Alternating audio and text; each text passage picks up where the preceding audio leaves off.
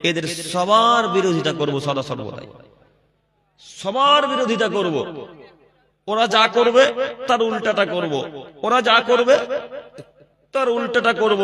একথা মুহাম্মদ সাল্লাল্লাহু আলাইহি সাল্লাম বলেন। এতটুকু মাথায় রেখে পৃথিবীতে জীবন যাপন করবেন, চলাচল করব ইনশাআল্লাহ। আল্লাহ তুমি কবুল করো। আমি বলতে চাইছিলাম, আয়াত এবং হাদিস পেশ করেছিলাম সালাত বিষয় নিয়ে। একটু আমার দিকে তাকান। যদিও বিষয়টি প্রায় সকলেরই জানা, তারপরে একটু আলাদাভাবে বলার চেষ্টা করি, দেখি আপনার ব্রেন খুলে কিনা। মহান আল্লাহ তাআলার বাণীর বিবরণ দ্বারা বোঝা যায়, যারা সালাত আদায় করে না তারা জাহান্নামে যাবেই যাবে।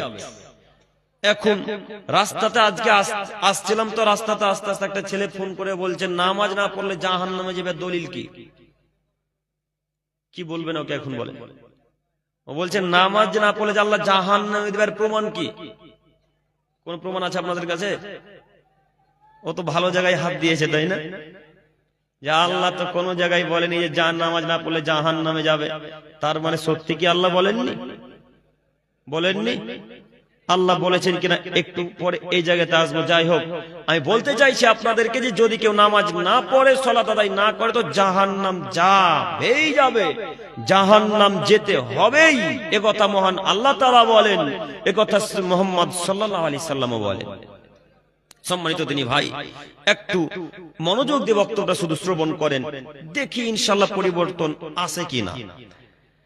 পৃথিবীতে যত ইবাদত আছে সব ইবাদত নির্ভর করে সালাতের উপরে, নামাজের উপরে। যত ইবাদত আছে পৃথিবীতে, এমন কোন ইবাদত নেই যে সালাতকে টপকে চলে যাবে। এমন কোন ইবাদত পৃথিবীতে নেই যে সালাতকে টপকে অতিক্রম করে তার উপরে চলে যাবে, এমন কোন ইবাদত নেই।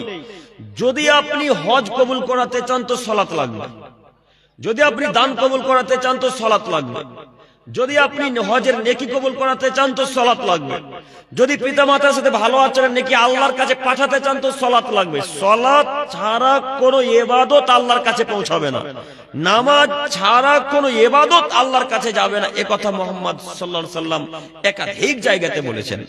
সম্মানিত দিনী ভাই, একটু যদি কোনো মানুষ সালাত আদায় না করে তো সে বড় পাপী বলে আল্লাহর নবী ঘোষণা করেছেন। যদি কোনো মানুষ সালাত আদায় না করে তো আল্লাহ নবী বলেছেন তার কোনো ইবাদত কবুল হবে না। যদি কোনো মানুষ নামাজ না পড়ে তাহলে সে বড় পাপীদের অন্তর্ভুক্ত হবে।